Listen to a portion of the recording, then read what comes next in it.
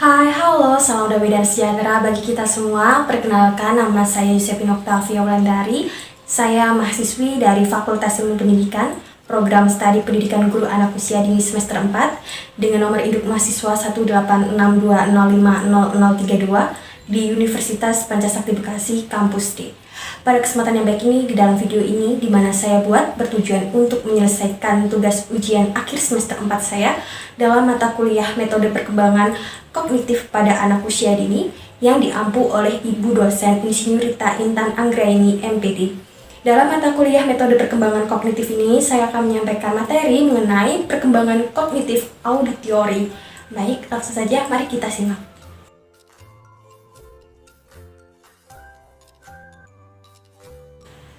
Salah satu kemampuan yang dikembangkan pada pendidikan anak usia dini adalah perkembangan kognitif. Nah, kemampuan kognitif adalah kemampuan anak untuk berpikir lebih kompleks serta melakukan penalaran dan pemecahan masalah. Berkembangnya kemampuan kognitif ini akan mempermudah anak menguasai pengetahuan umum yang lebih luas, sehingga ia dapat berfungsi secara wajar dalam kehidupan bermasyarakat dan dalam kehidupan sehari-hari. Menurut Novitasari pada bukunya tahun 2018.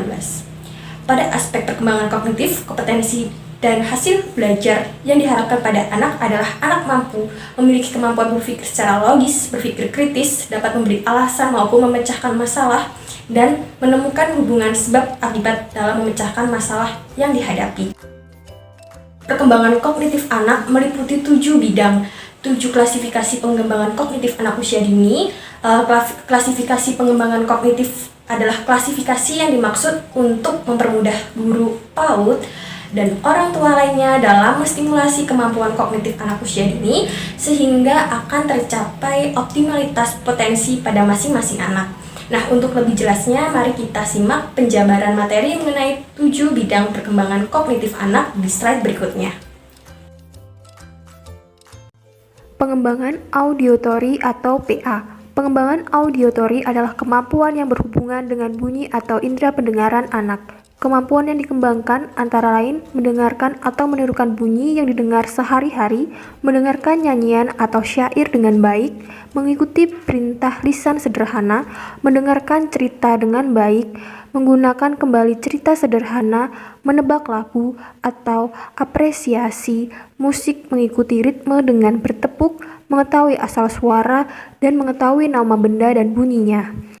Pengembangan visual. Pengembangan visual adalah kemampuan yang berhubungan dengan penglihatan, pengamatan, perhatian, tanggapan, dan persepsi anak terhadap lingkungan sekitar.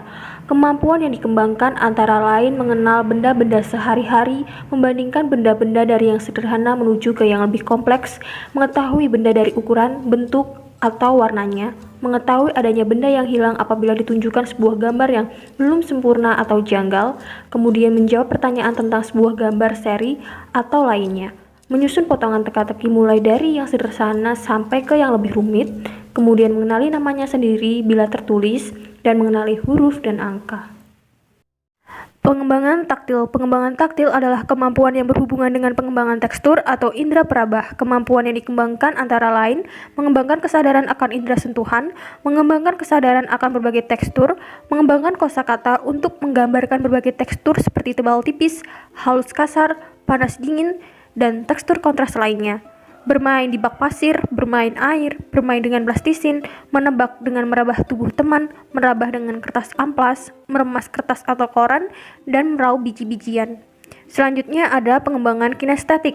Pengembangan kinestetik adalah kemampuan yang berhubungan dengan kelancaran gerak tangan atau keterampilan tangan atau motorik halus yang mempengaruhi perkembangan kognitif. Nah, kemampuan yang dikembangkan antara lain fingerprinting dengan tepung kanji, menjiplak huruf-huruf geometri, melukis dengan cat air, mewarnai dengan sederhana, menjahit dengan sederhana, merobek kertas atau koran, menciptakan bentuk-bentuk dengan balok, mewarnai gambar, membuat gambar sendiri dengan berbagai media, menjiplak bentuk lingkaran, bujur sangkar, segitiga, segi empat, persegi panjang, dan memegang atau menguasai sebatang pensil, menyusun atau menghubungkan potongan gambar atau teka-teki dalam bentuk sederhana, mampu menggunakan gunting dengan baik dan benar, dan mampu menulis. Pengembangan aritmatika. Pengembangan aritmatika adalah kemampuan yang berhubungan dengan kemampuan yang diarahkan untuk kemampuan berhitung atau konsep berhitung permulaan. Kemampuan yang dikembangkan antara lain mengenali atau membilang angka, menyebut urutan bilangan, menghitung benda, mengenali himpunan dengan nilai bilangan berbeda, memberi nilai bilangan pada suatu himpunan benda, mengerjakan atau menyelesaikan operasi penjumlahan, pengurangan, perkalian, pembagian dengan menggunakan konsep dan konkret ke abstrak, menghubungkan konsep bilangan dengan lambang bilangan dan menciptakan bentuk benda sesuai dengan konsep bilangan. Dalam prakteknya dapat diterapkan dengan yang pertama menggunakan konsep waktu, misalnya hari ini. Kemudian kedua menyatakan waktu dengan jam, ketiga mengurutkan 5 sampai dengan 10 benda berdasarkan urutan tinggi besar, dan yang terakhir mengenal penambahan dan pengurangan.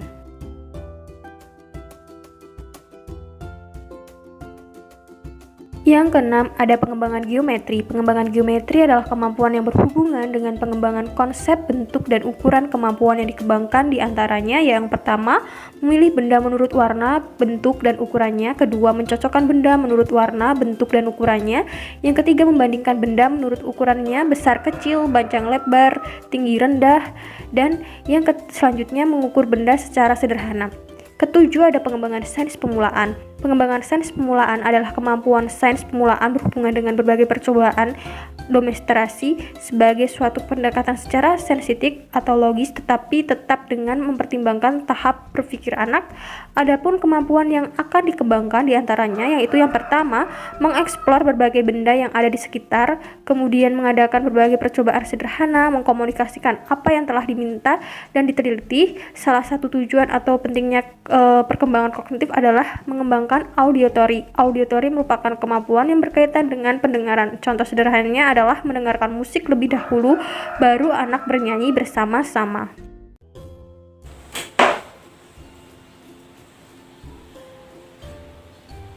Perkembangan kognitif auditory. Kemampuan kognitif bentuk auditory lebih dominan dalam menggunakan indera pendengar untuk melakukan aktivitas belajar. Dengan kata lain, seseorang anak akan mudah menangkap stimulasi atau rangsangan melalui alat indera pendengar atau telinga. Nah, kemampuan auditorial memiliki kekuatan pada kemampuan untuk mendengar. Kemampuan kognitif bentuk auditory merupakan kemampuan anak berbentuk pengetahuan dari hasil pengamatan dan pendengaran sebagai faktor utama dalam memahami suatu hal pengetahuan melalui telinga dan kemudian mampu menyebutkan kembali dari hasil pendengaran tersebut. Selanjutnya, menurut Khadijah pada tahun 2016 menyatakan bahwa pengembangan auditory anak usia dini merupakan pengembangan kemampuan anak usia dini dalam mendengar yang melalui proses menerima kumpulan bunyi benda, kosakata atau kalimat yang memiliki makna dalam topik tertentu. Nah, kemampuan mendengar anak usia dini merupakan kemahiran pokok dalam proses mempelajari suatu ilmu pengetahuan. Nah, tujuan pengembangan auditory anak usia dini adalah memperoleh informasi dan dapat berinteraksi dengan lingkungannya secara maksimal. Kemudian, kemampuan auditory memiliki ciri-ciri diantaranya yang pertama, mengutamakan pendengaran, merekam lebih efektif, membaca dengan bersuara, dan menulis dengan menghafal dan bersuara. Adapun upaya untuk meningkatkan keterampilan mendengarkan pada anak bisa dilakukan dengan cara kegiatan sebagai berikut.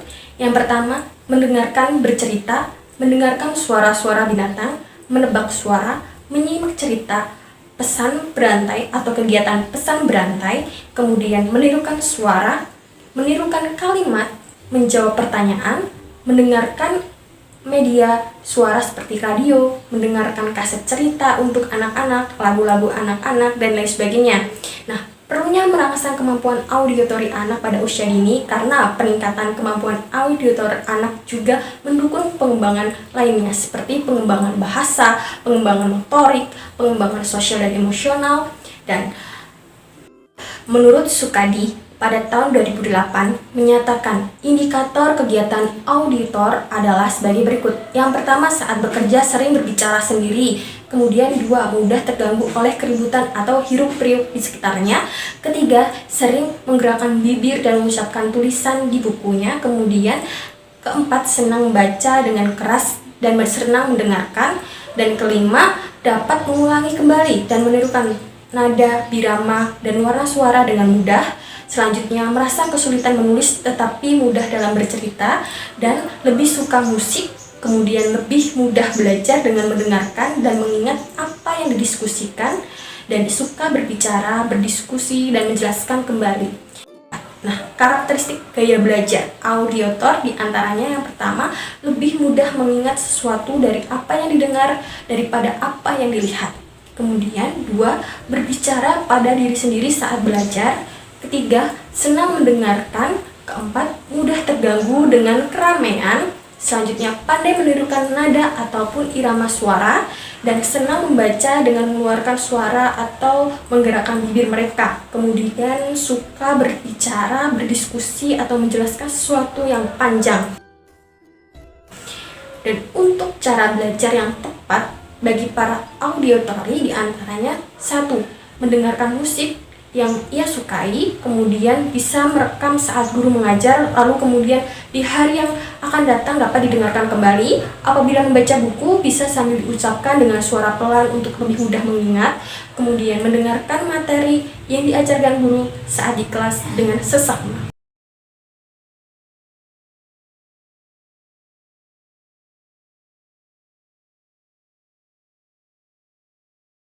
Baik, sekian yang bisa saya sampaikan mengenai perkembangan kognitif auditori. Kurang lebihnya saya mohon maaf, semoga bermanfaat. Sekian dan terima kasih.